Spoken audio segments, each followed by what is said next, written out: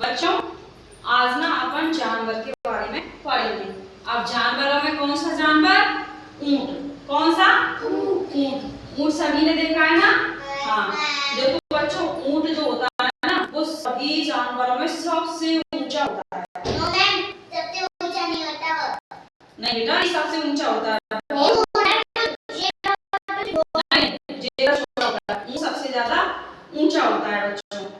देखो बच्चों, ऊंट जो होता है ना वो अपने राजस्थान में जो रेगिस्तान है ना, जिसे थार का रेगिस्तान बोलते हैं, जहाँ पर बहुत ज्यादा रेत ही रेत होती है, वहां पर ज्यादा पाया जाता है ना, जहाँ रेत रेत होती है। ऊंट वहां क्यों पाया जाता है? क्योंकि जो ऊंट के पैर होते हैं ना, ऊंट के पैर, उनमें क्या है, गद्दी होती है, बहुत ज्यादा गुदगुदे होते हैं उसके पैर, गद्दीदार पैर। तो वो क्या है, रेत के अंदर धंसता नहीं, चलने में धंसता नहीं है। इसलिए ऊंट को क्या कहते हैं बच्चों? ऊंट को कहते हैं रेगिस्तान का जहाज। क्या कहते हैं? रेगिस्तान का जहाज। बच्चों रेगिस्तान में है ना वो रेत होती है ना, उसमें कोई भी वाहन चलता नहीं है। जैसे कि अपने यहाँ पर चलती है ना, गाड़ी चलती है, साइकिल चलती है ना, ट्रक चलता है और ट्रैक्टर चलता है। तो बच्चों ये रेगिस्तान में नहीं चलता। क्यों नहीं चलता? क्योंकि वहां पर रेत होती है। अब रेत में ये जो पहिए होते हैं ना, ये अपन के वैसे वाहन होते हैं, इनके पहिए रेत में धंस जाते हैं, वो आगे नहीं बढ़ते। लेकिन ऊंट में नहीं धंसता क्योंकि उसके पैर होते हैं, है ना। तो उन पे वहां के लोग क्या करते हैं, एक स्थान से दूसरे स्थान जाने के लिए ऊंट की सवारी का ही प्रयोग करते हैं। ऊंट पर बैठ के जाते हैं, है ना बच्चों। और यदि कोई सामान ले जाना होता है ना तो ऊंट की पीठ पे लाद करके ले जाया जाता है सामान। हाँ बच्चों देखो, हाँ ऊंट के ऊपर बच्चों 3-3 4-4 सवारियां बैठ के जाती हैं। और ऊंट की पीठ के ऊपर ना एक कुंवर होती है ना बच्चों? हाँ बच्चों देखो, जो ऊंट होता है ना वो एक बार में इतना सारा पानी पी लेता है, इतना सारा पानी पी लेता है कि फिर उसे 7-8 दिनों तक पानी पीने की जरूरत ही नहीं पड़ती। हाँ, उसका पानी बहुत दिनों तक चलता है, शरीर के अंदर ज्यादा दिनों तक उसका पानी चलता है। वो मतलब एक बार में जब पानी पी लेता है ना तो कई दिनों तक प्यासा रह सकता है।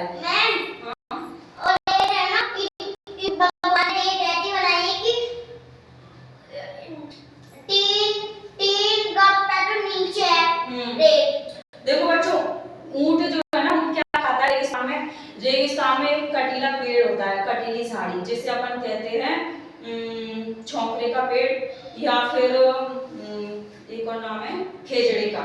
देखा आपने कभी? हाँ बड़ा सा। और एक होता है ना बबूल का पेड़, उसमें भी कांटे आते हैं, बबूल का पेड़। तो जो ऊंट होता है ना बच्चों, ये इनकी पत्तियों को खाता है। अब इनकी पत्तियों को कैसे खाएगा बच्चों? इसकी ऊंट की जो गर्दन होती है ना वो बहुत लंबी होती है ना, देखा ना आपने ऊंट, और ऊंट की ऊंचाई बहुत होती है। तो ऊंट की जब ऊंचाई बहुत होती है और गर्दन भी लंबी होती है ना, तो ये क्या होता है, पेड़ तक पहुंच जाता है। और ये जो बड़े बड़े पेड़ होते हैं ना उनसे डायरेक्ट खाता है खाना, है ना। अच्छा बच्चों, मैं आपसे कुछ पूछूं? बच्चों और क्या विशेषता है ऊंट की? तो ऊंटनी का जो दूध होता है ना, दूध, तो उसका दूध बहुत ज्यादा गाढ़ा होता है। बहुत ज्यादा क्या होता है? गाढ़ा। गैया भैंसों का इनका नहीं होता, उसका बहुत गाढ़ा होता है। और वो जो है ना उसका दूध है ना वो बहुत ही गुणकारी होता है। और गुणकारी होता है। ऊंटनी का जैसे हड्डी वगैरह टूट जाती है ना बच्चों, तो उनको जोड़ने में आसानी रहती है, ऊंटनी का दूध पीते हैं। और है ना गोबर लगा के भी ऊंट की, हाँ उसको भी काम में लिया जाता है। तो इस प्रकार से बच्चों ऊंट की बहुत सारी विशेषता हो गई ना। अच्छा अब मैं पूछूं आपसे?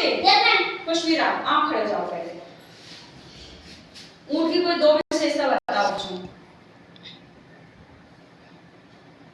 क्या है? मैंने आपको बताया था ना, नहीं आता? बैठो, तो शाम खड़े हो जाओ पहले। आपकी बारी आएगी, क्या बताओ? एक ऊंट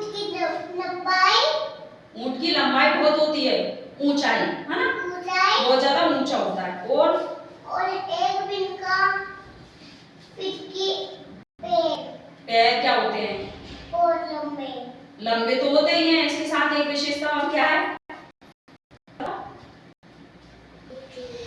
बैठो। हिमांशी आप बताओ। मैम दो विशेषता बतानी है ना? तो बताओ। सबसे ज्यादा तो ऊंट रेत में चलता है। रेत में चलता है और भारी वजन को उठा के भी जाता है। हाँ, सामान को इधर से उधर ले जाने के लिए काम में लिया जाता है। और वो 3 4 2 1 को बिठा के भी सवार कर रहा है। हाँ, वो सवारी सामान के साथ। हाँ, वो यात्रियों को इधर से उधर ले जाने के काम में भी आता है। और खड़ा हुआ है, बता बेटा दो विशेषता। एक तो उसके पैर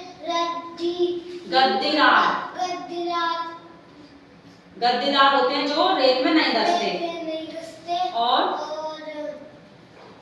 और क्या बेटा?